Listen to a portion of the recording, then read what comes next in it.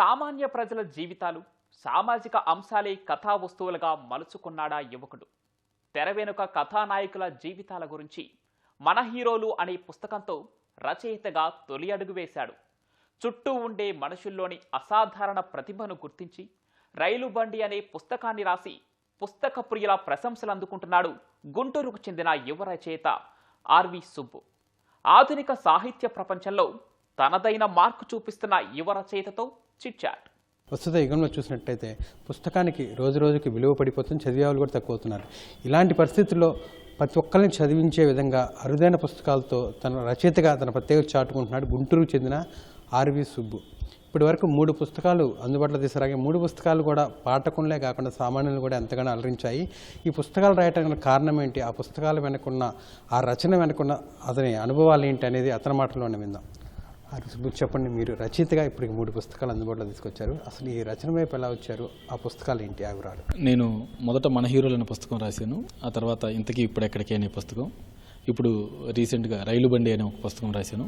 ఈ రచనలోకి రావటం అనేది పుస్తక రంగంలోకి రావాలి అనేది వచ్చింది కాదండి. నేను సాధారణంగా రాయటం నాకు ఇష్టం కాబట్టి నేను ఆ ఫేస్బుక్ మాధ్యమంలో వాటిలో రాసుకుంటూ వెళ్తావాడిని. పైపించి నా చుట్టుపక్కల ఉన్న వ్యక్తుల గురించి రాయాలని నాకు ఆసక్తి ఎక్కువగా ఉండేది. ఎందుకంటే ఏదైనా నేర్చుకున్నాము అంటే మన సమాజం నుంచి మనకు ప్రతిదీ ఇన్స్పిరేషన్గా ఉంటుంది కాబట్టి ఎక్కడో ఎవరో చెప్పి ఎక్కడో కనిపించిన విషయాల్లో కంటే కూడా కనిపించేటువంటి ఒక వ్యక్తిలోంచి విషయాల్లోంచి కూడా నేను ఎక్కువ ఇన్స్పైర్ అవుతూ ఉంటాను. ఆ కారణంతో సాధారణంగా నాకు కనిపించే వ్యక్తులు, నా చుట్టుపక్కల నా స్నేహితులు చాలామంది సర్వీస్ చేస్తూ ఉంటారు, స్వచ్ఛంద సేవలుగా పనిచేస్తూ ఉంటారు. చాలా కష్టపడేటువంటి వ్యక్తులు నేను రోజువారీ జీవన విధానం చూస్తూ ఉంటాను. సో వాళ్ళ గురించి రాస్తే ఎలా ఉంటుందని చెప్పి నేను ఫేస్బుక్లో మన హీరోలు, రైలు బండి 2 శీర్షికలుగా రాస్తూ వచ్చాను.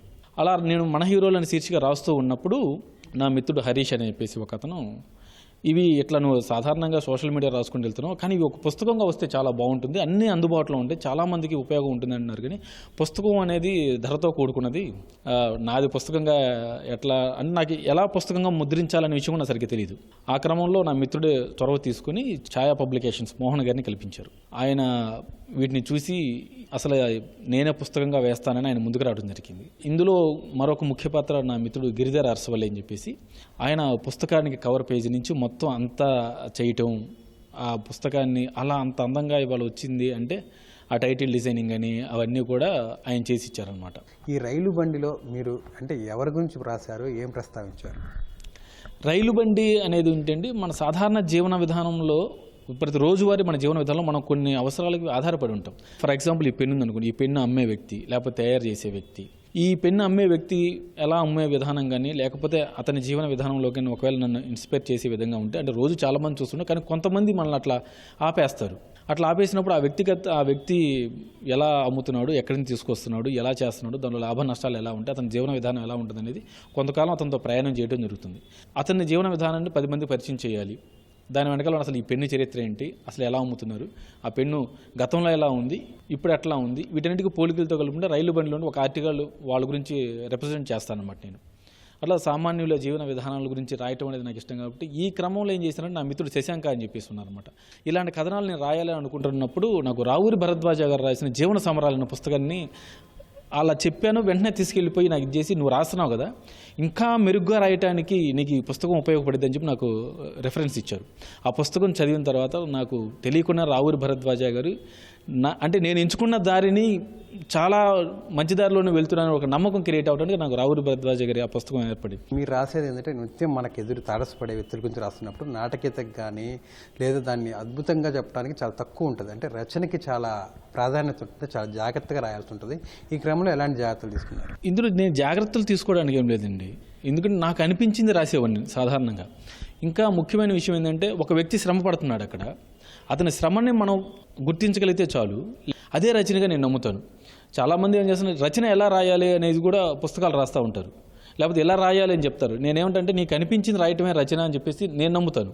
నాకు చెప్పిన వాళ్ళు కూడా, నన్ను ఇన్స్పైర్ చేసిన వాళ్ళు కూడా అదే చెప్పారని నేను నమ్ముతాను. కాబట్టి ప్రత్యేకంగా రచన రాయటానికి రాయాలి అనేటువంటి ఉద్దేశం నీలో కలిగితే నువ్వు రాసుకుంటూ వెళ్తావు. కాబట్టి నేను అదే ఇన్స్పైర్ అయ్యాను. అటువంటి వ్యక్తులు, నా చుట్టుపక్కల ఉన్న వ్యక్తులు ఇదవుతాను. సో చుట్టుపక్కల ఉన్న కష్టం ఎందుకో తెలియకుండా నన్ను వాళ్ళ ప్రేమలో పడేస్తూ ఉంటుంది. వాళ్ళ జీవన విధానమే చాలా అద్భుతంగా అనిపిస్తుంది. ఇంతకన్నా గొప్ప ఇన్స్పిరేషన్ లేదనిపిస్తుంది నాకు. అందుకే నేను ఇవే రాస్తూ ఉంటాను. ఇవి రాయడం నాకు చాలా సంతోషంగానూ ఆనందంగా కూడా అనిపిస్తుంది. డిఆర్డీఎక్స్ చైర్మన్ సతీష్ రెడ్డి గారు నన్ను పిలిచి అభినందించారు.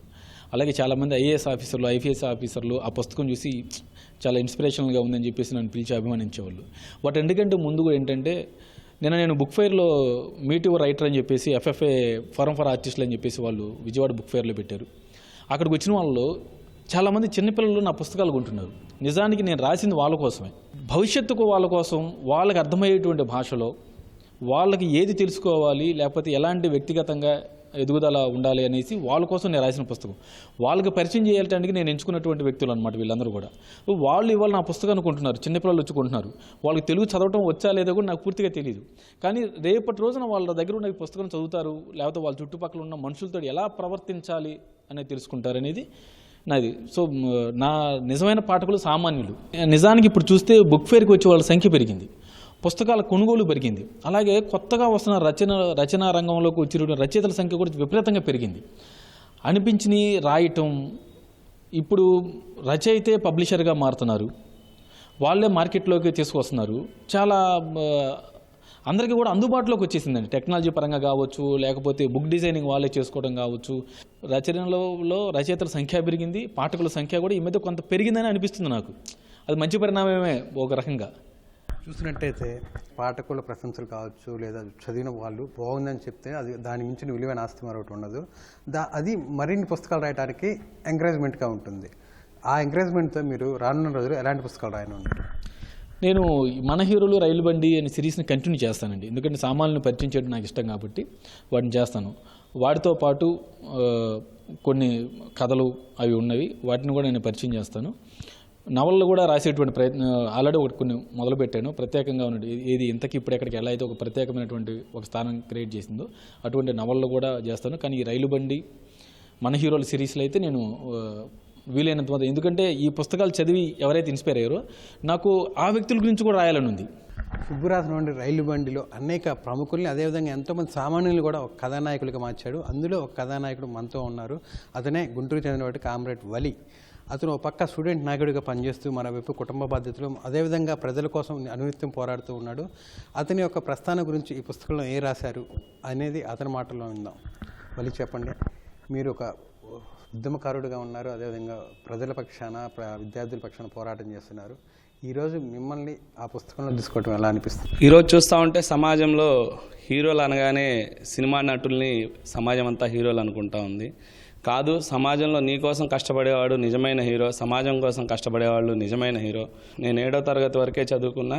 ఒకవైపు కుటుంబం కోసం సాయంత్రం 4 గంటల నుంచి రాత్రి 11 దాకా సుబాని మాల్పురి అని కొత్తపేటలో ఆ కుటుంబం కోసం పనిచేస్తూనే ఉదయం పూట మొత్తం అవసరమైన మేరకు, నా శక్తి మేరకు ప్రజా సమస్యల మీద, నిరుద్యోగ యువత సమస్య మీద నేను పోరాటం చేస్తున్నా. ఇలాంటి కథను ఎంచుకున్న నిజమైన హీరో నిజంగా చెప్పాలంటే పుస్తక రచయిత సుబ్బు ఆర్వి గారని తెలియజేస్తా ఉన్నాను. మరి ఆసక్తికర కథనంలో కథానాయకుడు వేణు. ఈ వేణు అసలు ఏం చేస్తుంటాడు, ఈ కథనంలో అతనికి చోటు ఎలా దక్కిందనేది అతని మాటల్లో విన్నాం. థర్డ్ క్లాస్తో ఎడ్యుకేషన్ ఆపేసాను సార్. ఆపేసి మామూలు వర్క్స్ నేర్చుకుంటూ వ్యాట్ బెల్డింగ్, ఎలక్ట్రికల్ వర్క్, ఇలాంటి చిన్న చిన్న వర్క్ నేర్చుకుంటూ సినిమా ఫీల్డ్ అంటే బాగా ఇంట్రెస్ట్ సార్ నాకు. సినిమా ఫీల్డ్ మీద వెళ్ళాలని చెప్పి ఇంట్రెస్ట్. హాలీవుడ్, బాలీవుడ్లో గేట్ మ్యాన్గా జాయిన్ అయ్యి అక్కడి నుంచి ఆపరేటింగ్ నేర్చుకొని, అక్కడి నుంచి మిషన్ ఇంజిన్ రిపేర్ నేర్చుకొని, అక్కడి నుంచి డిజిటల్ వచ్చిన తర్వాత డిజిటల్ దాంట్లోకి వెళ్ళి ఎల్వి ప్రసాద్ ల్యాబ్లో జాబ్ చేస్తూ థియేటర్లకు ఇంజనీర్గా చేస్తుంటాను సార్. అవి చేస్తూ సోషల్ యాక్టివిస్ట్ చేస్తూ ఉంటూ ఈవెంట్స్ కూడా చేస్తూ ఉంటాను సార్. చాలా బాగా నా గురించి రాశారు, దానికి కృతజ్ఞతలు చెప్పుకుంటున్నాను సార్. సాటి మనుషుల కోసం ఎవరైతే కష్టపడుతూ ఉంటారో వాళ్ళని వెలుగులో తీసుకురావడమే తన లక్ష్యం అంటున్నాడు. అందుకు అనుగుణంగానే ఇప్పటివరకు 3 పుస్తకాలు రచించారని, వాటికి మంచి ఆదరణ లభిస్తుందని, మున్ముందు కూడా మన చుట్టూ ఉన్న సమాజంలో ఉన్నటువంటి నిజమైన కథానాయకులు, హీరోలను పరిచయం చేస్తూ ముందుకు సాగుతామని చెప్పి కూడా ఆర్వి సుబ్బు చెప్తున్నారు.